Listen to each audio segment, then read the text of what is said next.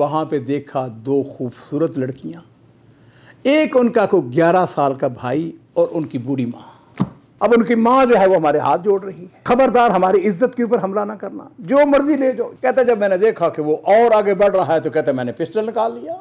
तो वो जो बूढ़ी खातून थी उसने हाथ आसमान की तरफ उठा लिए, और जिस औलाद के लिए उसने तुझको मारा था वो सारी औलाद कोई किसी जगह नौकरी कर रही है, कोई किसी जगह जॉब कर रही है, हाँ जी, कोई किसी मनसब पे है, कोई शहर छोड़ गया है। अब वो दोनों मियाँ बीवी अकेले हैं, मकरूज़ हैं। अस्सलामु अलैकुम वरहमतुल्लाहि वबरकातुहू।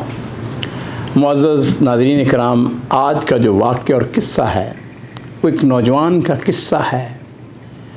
आप ये कह सकते हैं कि उसने तक़वा अख्तियार किया, रब का खौफ, रब का डर। ये नौजवान अपना वाक़या बयान करते हुए कहता है कि मेरी उम्र बमुश्किल 3 से 4 साल की होगी जब मेरे वालिद ने मेरी माँ को तलाक दे दी। कहता है कि मेरी माँ को जब तलाक मिली तो वो अपने मेके चली गई, लेकिन मुझको मेरे बाप के पास छोड़ गई। कहता है कि कुछ महीने गुजरे, मेरे बाप ने दूसरी शादी कर ली। लो जी, जो मेरी नई माँ आई, मैं उसको अम्मा थी कहता था, फूफी हमारे यहाँ अब बनती तो नहीं है फूफी, लेकिन यह है कि यहाँ के इस माशरे के अंदर अम्मा थी। खैर, कहता है कि शुरू में तो उसने मेरे साथ बड़ा अच्छा सलूक किया, मैं उसके लिए खिलौना था। 3-4 साल की उम्र जो है, कहता है कि मैं बड़ा होता चला गया और कुछ अरसा गुजरा, अल्लाह ताला ने मेरे बाप को औलाद दे दी। कहता है कि जैसे ही औलाद उसके यहाँ आई तो वो ख़ातून जो मेरे साथ बड़ी मोहब्बत करती थी, उसके तेवर, उसके हालात बदल गए। अब उसने मेरे ऊपर जुल्म करना शुरू कर दिया, मारना शुरू कर दिया। मेरे भाई जो थे वो बड़े होते चले गए। एक दिन ऐसा हुआ, उन्होंने मेरे साथ बदतमीज़ी की या कोई लड़ाई हो गई, जैसा भाइयों के अंदर, हाँ जी। कहता है कि मैंने किसी को मार दिया या कुछ। लो जी, मेरी जो सौतेली माँ थी उसने मुझको खूब मारा, और मेरी उम्र जो है उस वक़्त तकरीबन को 12-13 साल की हो चुकी थी। उसने मुझको मारा। थोड़ी देर के बाद जब मेरा बाप आया तो मेरे वालिद को उसने मेरी शिकायत लगाई। मेरे बाप ने मुझको खूब मारा। कहता है कि मैं रोता रोता घर से बाहर निकल गया। हमारे मोहल्ले के लोगों को पता था सौतेली माँ है वगैरह वगैरह। एक शख्स मोहल्ले का मुझको मिला, मुझे कहने लगा, बात सुनो, अगर तुम चाहते हो तो मैं तुम्हें तुम्हारी माँ के, जो तुम्हारी असली माँ है, उसके पास छोड़ आता हूँ। मैंने कहा तेरी मेहरबानी। लो जी, उसने क्या किया, मुझको लिया और मेरी जो मामू थे उनके पास छोड़ाया। मेरी माँ जो है उसने जब मुझको देखा तो उसको गोया मैं अच्छा नहीं लगा। उसने बड़ी मुश्किल से मुझको वेलकम किया, बैठाया। एक दिन गुजरा, दूसरे दिन गुजरा, मेरे मामू जो है उनका रवैया भी कोई अच्छा नहीं था। घर के बाहर ही मेरी माँ मुझको कहने लगी, देख बात सुन, मैं यहाँ पे बड़ी मुश्किल से गुजारा कर रही हूँ, और ये तुम्हारे जो मामू की बेटियाँ हैं अब वो भी बड़ी हैं, तुम भी माशाल्लाह जवान हो चुके हो, 13-14 साल तेरी उम्र हो चुकी है, वो तुमसे पर्दा करती हैं। मैं तुमको ये मशवरा दूँगी कि तुम यहाँ इस घर को छोड़ दो, यहाँ से चले जाओ। कहता है कि उधर मेरे वालिद ने, उसने भी मुझको निकाल दिया था, उसने भी सख्ती के साथ कहा निकल जाओ यहाँ से। कहता है ये माँ थी, ये सगी माँ थी, इसने भी कहा निकल जाओ। कहता है कि अब मेरा रुख एक इस तरह था, मैं वहाँ चला गया। मैंने जाकर उनसे कहा कि जी मैं आपकी खिदमत करूँगा, नौकरी करूँगा, मैं आपके साथ सफाई करूँगा, जो भी आप कहेंगे काम करूँगा। उनका बिस्मिल्लाह, आ जाओ। नाज़रीन इकराम, कहता है कि मैंने वहाँ इस तरह के अंदर, उसको आप अपनी ज़बान में कह सकते हैं फार्म हाउस, कहता है मैंने वहाँ पे जॉब करना शुरू कर दिया। मुझे उसके मुकाबले में क्या मिलता था, मुझको खाना मिल जाता था, मुझको कपड़ा मिल जाता था मुझको। लेकिन कहता है कि ये जगह जो थी इंतहाई गलत जगह थी। लोग यहाँ पे आते, गलत काम करते, यहाँ पे सब कुछ चलता था, शराब, जुआ, गलत काम। लेकिन कहता है कि मुझे चूँकि एक तहफ़्फ़ुज़ चाहिए था, मुझे जॉब चाहिए था, मैं तो वहाँ पे नौकरी कर रहा। लेकिन उसके साथ ये है कि मैं भी उस गलत कामों के अंदर चलो। कहता है कि ना नमाज, ना रोज़ा, ना हज, ना ज़कात, ना कुछ, कोई खैर का काम नहीं, गलत कामों के अंदर डूबे हुए हैं, शराब वगैरह वगैरह। खैर, कहता है वक्त गुजरता चला गया, तकरीबन 6 साल मैंने वहाँ पे गुजारे। अब मैं कड़ियल जवान हो गया, दीवारें फैलान देते थे, बंदूक वगैरह, राइफल, पिस्टल वगैरह वगैरह। खैर कहते एक दिन ऐसा हुआ कि वहाँ पर खाने पीने की कोई चीज़ नहीं थी, ख़त्म हो गई। मेरे साथ एक और दोस्त था जो कि वहीं रहता था। हमने कहा भाई खाने के लिए कुछ नहीं है, क्या करें। मेरा जो दोस्त है कहने लगा ऐसा करते हैं कि चोरी करते हैं, ये करीब में मोहल्ला है वहाँ चलते हैं और वहाँ जाके चोरी करते हैं। खैर कहता है कि चूँकि वो हम फिस्को फजूर के अंदर डूबे हुए थे, गलत काम जो है हमारे लिए गलत काम था ही नहीं। हमने कहा कि भाई अच्छा चोरी करने के लिए जाना है, लेकिन हमने सिर्फ खाने पीने की चीज़ है, उसके अलावा किसी चीज़ के तरफ नज़र नहीं डालती। लो जी, हमने दोनों में इत्तेफाक कर लिया। कहता है कि मैंने पिस्टल रखा हुआ था, ले लिया, चले गए, एक घर के अंदर दाखिल हुए। कहता है मेरा रुख सीधा किचन की तरफ था, वहाँ पर माशाल्लाह खाने पीने की बहुत सारी चीज़ें थी। कहता है इस दौरान में मेरा जो साथी है उसने मुझको आवाज़ दी, उसने कहा जरा आवाज़ सुनो, तुम किस तरफ चले गए, ये देखो। और वहाँ पे देखा 2 खूबसूरत लड़कियाँ, एक उनका को 11 साल का भाई और उनकी बूढ़ी माँ। अब जो मेरा दोस्त है उसकी नीयत ख़राब हो गई, उसने मुझे कहा कि खाने पीने को छोड़ो, ये देखो हमें। मैंने उसे कहा बात सुन, मेरा और तुम्हारा इत्तेफाक ये नहीं था, हमारा इत्तेफाक ये था कि हमने जाके सिर्फ खाने पीने की चीज़ें चोरी करनी है। ये जिस काम की तरफ, वो इस दौरान वो कहता है उन लड़कियों का जो भाई, चाहे उसकी कमज़ोर हालत में था, 10-11 साल उसकी उम्र थी, बिल्कुल हाँ जी दुबला पतला सा था, उसने ऊंची आवाज़ में कहा खबरदार मेरी बहनों की तरफ देखा तुमने। अब उनकी माँ जो है वो हमारे हाथ जोड़ रही है कि खबरदार हमारी इज्जत के ऊपर हमला ना करना, जो मर्जी ले जाओ, जो मर्जी ले जाओ। कहता है कि मेरा दोस्त, उसकी नीयत ख़राब। मैंने उसे कहा देख बात सुन, मेरा तेरा इत्तेफाक था खाने पीने के हद तक, अगर तुमने इनकी तरफ देखा तो तुम्हारी खैर नहीं। कहता जब मैंने देखा कि वो और आगे बढ़ रहा है तो कहता मैंने पिस्टल निकाल लिया। मैंने उसे कहा कि अगर तू आगे बढ़ा तो तुम्हारी खोपड़ी, उसके अंदर ये पिस्टल की गोलियां। डर गया वो, पीछे हट गया। कहता है कि हम जिस वक़्त वहाँ से निकलने लगे तो वो जो बूढ़ी खातून थी उसने हाथ आसमान की तरफ उठा लिए। उसने कहा बेटे जाओ, सारी ज़िंदगी तुम्हें जिस तरह तूने मेरी बेटियों की हिफाजत की है, उनकी इज्जत की है, अल्लाह ताला तुम्हें बेहतरीन रिज़्क़ अता फरमाए। कभी सारी ज़िंदगी तुम्हें कोई परेशानी, कोई गम, कोई तकलीफ। आपको अंदाज़ा है नाज़रीन इकराम, जिस शख्स के साथ खैर और बरकत और ये जो मंज़र मैं आपको बता रहा हूँ, कितनी उसकी मुँह से दुआएं निकली होंगी। कहता हम दोनों बाहर आए। अब हमारा रुख किस तरफ था?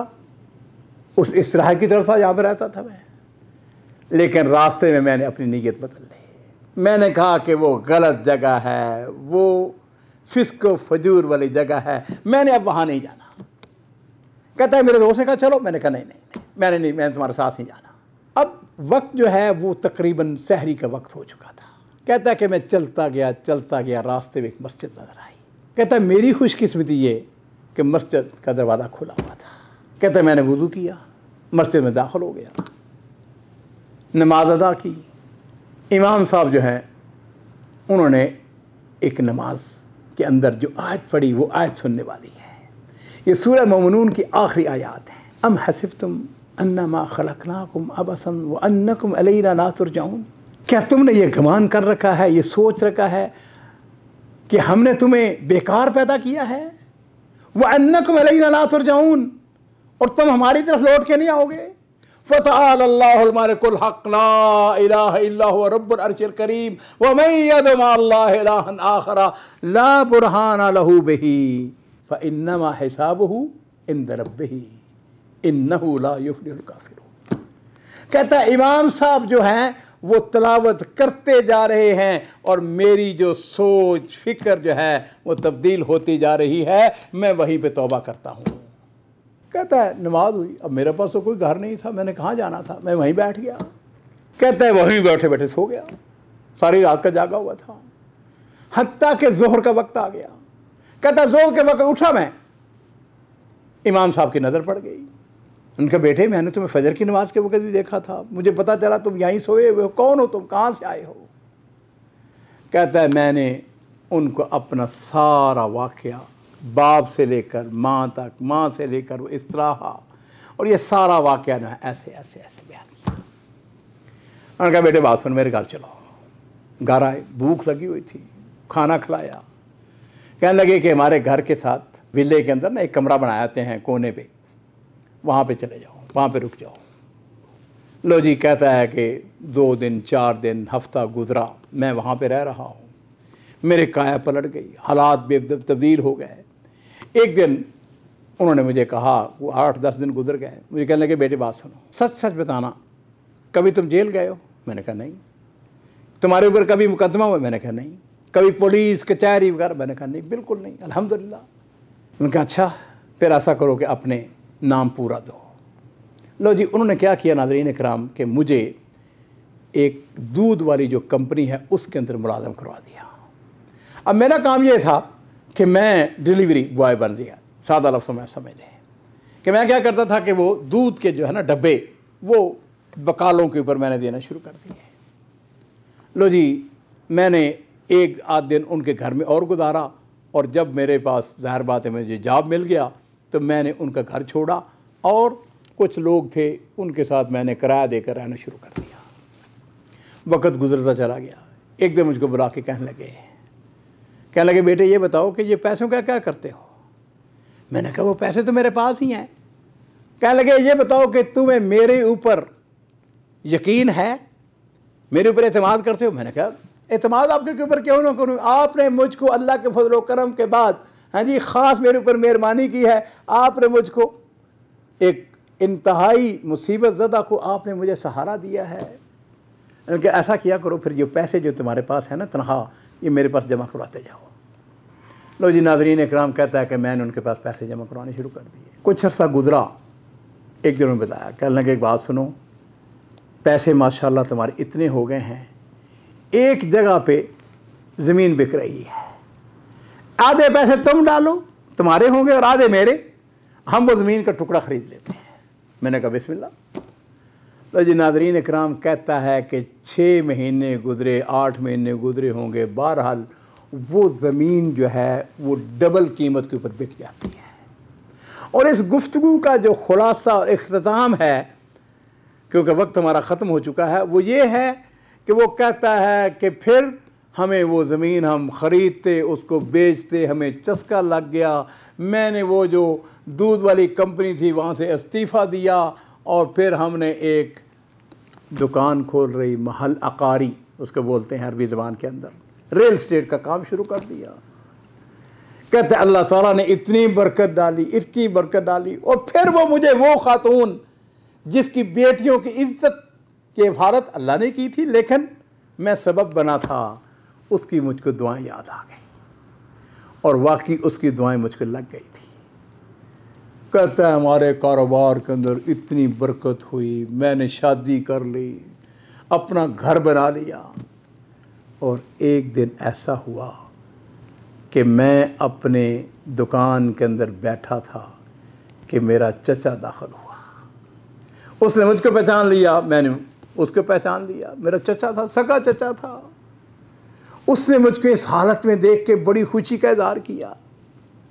मुझको कहने लगा तुम्हें पता है तुम्हारे वालिद का क्या हाल है? मैंने कहा नहीं, उसने तो मुझे घर से निकाल दिया था। कहने लगा नहीं, तुम्हारे वालिद की बहुत बुरी हालत है, इंतहाई बीमार है, परेशान हाल है।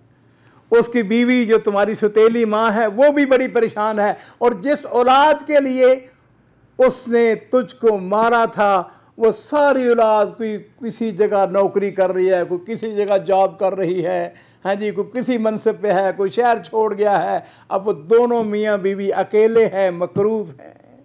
कहता है मैंने क्या किया, मैं गया, मैंने अपने वालिद के हाथ चूम लिए, झुक गया, माथा चूमा, मैंने कहा मुझको माफ़ कर दो। उसने भी कहा मुझको माफ़ कर दो। और फिर मैंने क्या किया, अपने वालिद को और अपनी सौतेली वालदा को लेकर अपने घर आ गया। नाज़रीन इकराम, ये वाक़या आपको कैसा लगा, इसके बारे में आपके क्या कमेंट्स हैं? मैं इतनी सी बात कहूँगा, वमन यत्तक़िल्लाह यजअल लहू मख़रजा व यरज़ुक़हु मिन हैसु ला यहतसिब। अल्लाह ताला का खौफ, अल्लाह का डर, अल्लाह का तक़वा अख्तियार करने वाले जो हैं, अल्लाह ताला उनको वहाँ से रिज़्क़ अता फरमाते हैं जो उनके वहम गुमान में भी नहीं होता है। वही बात जो कि अब हमने कहना शुरू किया है कि हमारा ये चैनल है, इसको सब्सक्राइब करें और ये जो वाक़यात मैं बयान करता हूँ इनको दूसरे लोगों तक भी पहुँचाएँ ताकि ये खैर का काम जो है और ज़्यादा आगे बढ़े। बारकल्लाहु फ़ीकुम।